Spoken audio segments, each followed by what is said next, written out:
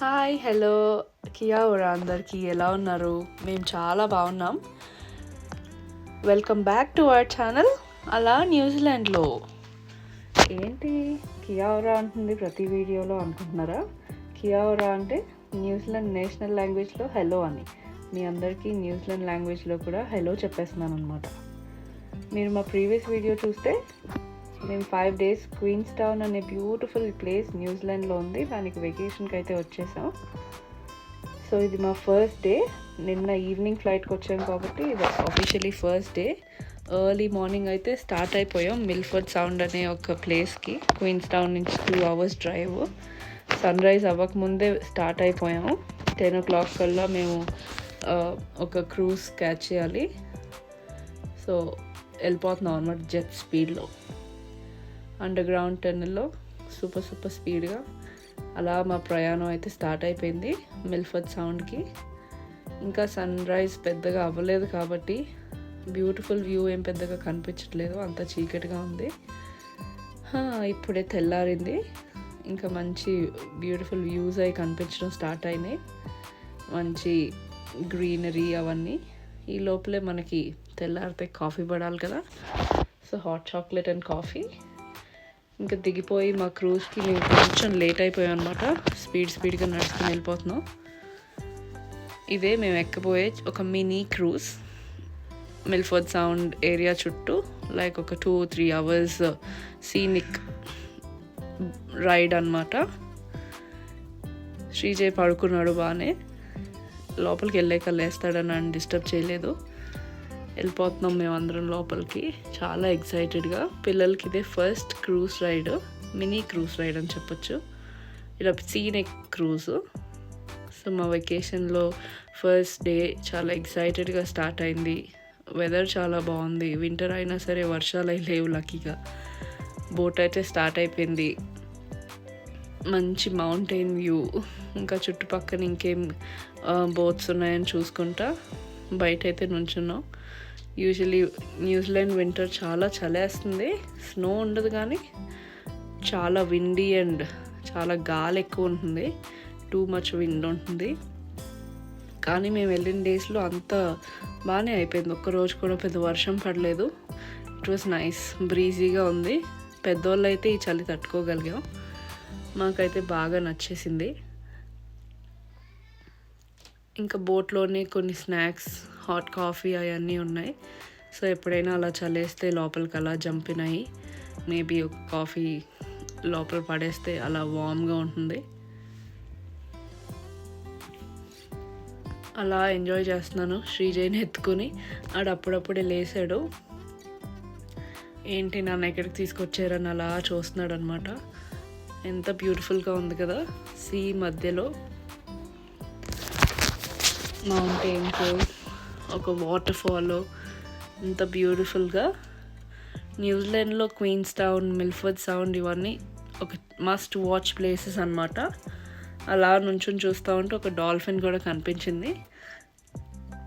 పిల్లలకి అలా ఏమన్నా కనిపిస్తే చాలా హ్యాపీ అయిపోతారు కదా.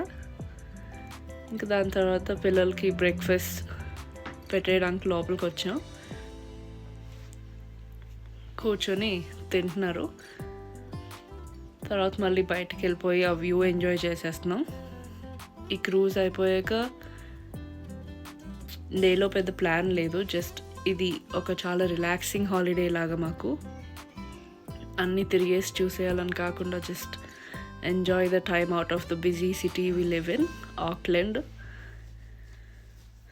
బిజీ లైఫ్లో వర్క్, బిజినెస్లు అనుకుంటా చిరాగ్గా ఉంటుంది కదా మనం ఉండే ప్లేసు. వర్క్ స్ట్రెస్ ఉంటే దాని నుంచి బయటకు వచ్చేసి ఒక బ్యూటిఫుల్ వెకేషన్, మంచి ఫ్యామిలీ టైం, మంచి కపుల్ టైం ఎంజాయ్ చేస్తున్నాము. మేమిద్దరం బయట ఉంటే శ్రిత వాళ్ళ తమ్ముడిని చూసుకుంటుంది లోపల. స్టాఫ్ కూడా చాలా ఫ్రెండ్లీగా ఉన్నారు. పిల్లల్ని లుక్ ఆఫ్టర్ చేస్తున్నారు. చాలా సేఫ్ బోట్ అనమాట. పిల్లలు లోపల ఉన్నా సరే వాళ్ళని స్టాఫ్ చూస్తూ ఉంటారు, ఎక్కడికి పైకి కిందకి వెళ్ళిపోకుండా. సీ మధ్యలో మౌంటైన్ దగ్గర ఒక మంచి వాటర్ ఫాల్. అలా చూస్తూ ఉండిపోవచ్చు. అంత బ్యూటిఫుల్గా ఉంది.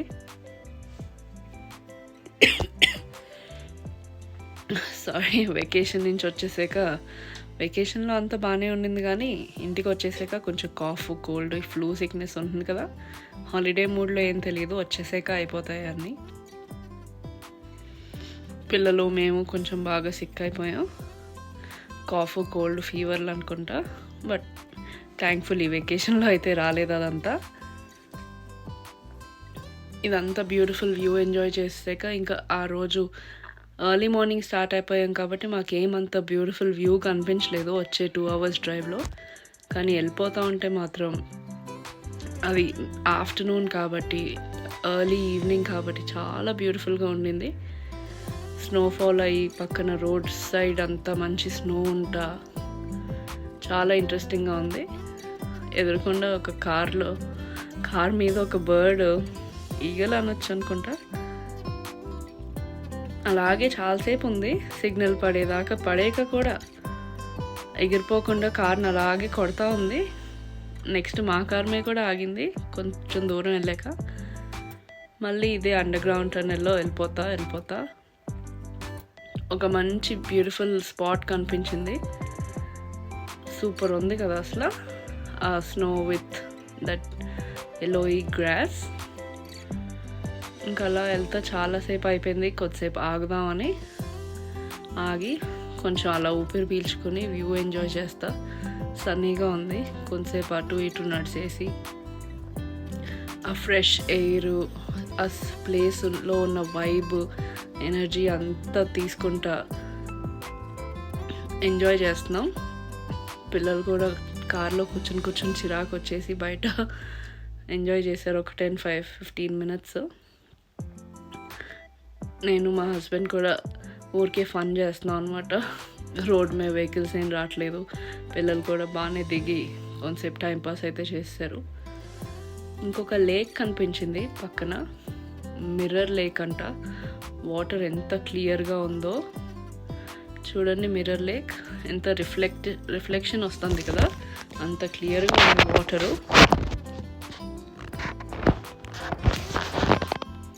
అలా లేక్ చుట్టుపక్కన చూసుకుంటా డ్రైవ్ అయితే స్టార్ట్ అయిపోయింది. మళ్ళీ ఫైనల్గా రూమ్కి అయితే వచ్చేసాం. ఆన్ ద వేలో థాయ్ నూడిల్స్ అండ్ చికెన్ అయితే తెచ్చుకున్నాం, లైక్ ఎర్లీ డిన్నర్ లాగా. బట్ అంతా ఎక్కదు కదా మనకి.